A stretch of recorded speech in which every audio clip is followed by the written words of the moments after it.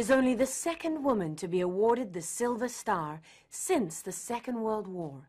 She's an Army medic who risked her own life to save two critically wounded paratroopers with the 82nd Airborne Division in Afghanistan. All right, folks, welcome back. I am so honored to have the man who has served our country so proudly in so many different ways and has written a great new book. And what you just heard Lara Logan talk about was one of the people who's featured in John McCain's new book, 13 Soldiers. There it is on the screen, A Personal History of Americans at War. Senator, thank you so much for coming. Well, thanks for having me. I appreciate it. And it's Veterans Day tomorrow. Yes. It's the birthday of the Marine Corps today. Yes, so it's perfect timing. You know, I don't know why I happened to think about it when you and I were saying it's Marine Corps birthday, but the last year to year and a half I was in prison in Hanoi, where they put us together in a large group of about 25 people.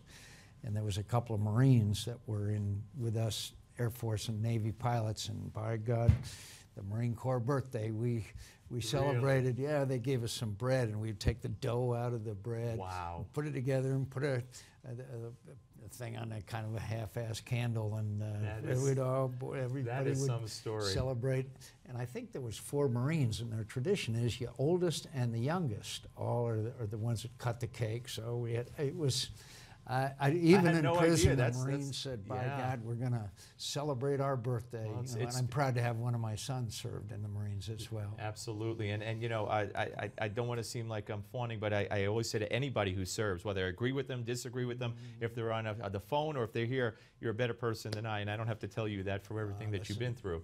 But, but what made you seek out these 13 great stories of heroes? Actually, it was our publisher's idea, but to have 13 major conflicts that the United States has been in, and a person, each one that sort of fits the conflict itself. We talk about the conflict itself and these individuals. The first one, of course, was Joseph Martin, who joined the Continental Army at 15, literally almost starved to death, etc. And then you saw, of course, Monica Lynn Brown on the from Afghanistan. Yeah. She was a medic. There was an IED that went off, and she went right in there, risking her life, and with the professionalism and skill of a medic. And by the way, nowadays medics are very highly skilled.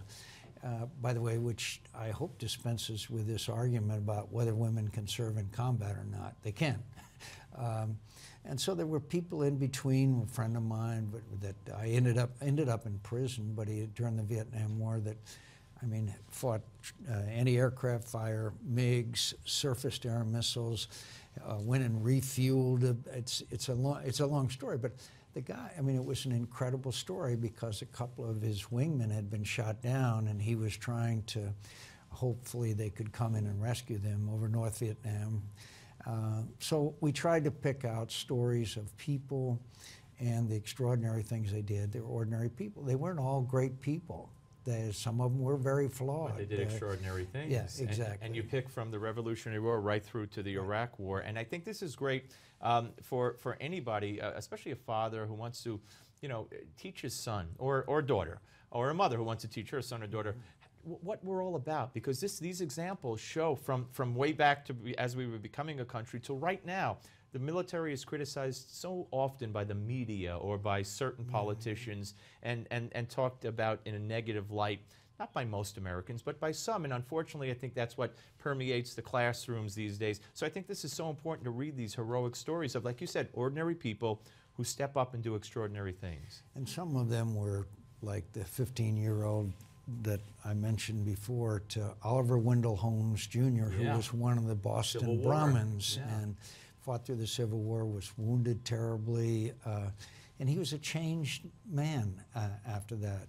He carried an he became a federal judge, and he carried a ammunition box, carried his lunch every day to never forget what happened. And of course, I've always been intrigued by the Civil War because that is the bloodiest conflict by far that we were ever involved in. American against American. He was in one conflict where I think there was 30,000 dead on either side. I mean, you can't No, imagine you the can't. enormity of what You they can't. called the butcher's bill.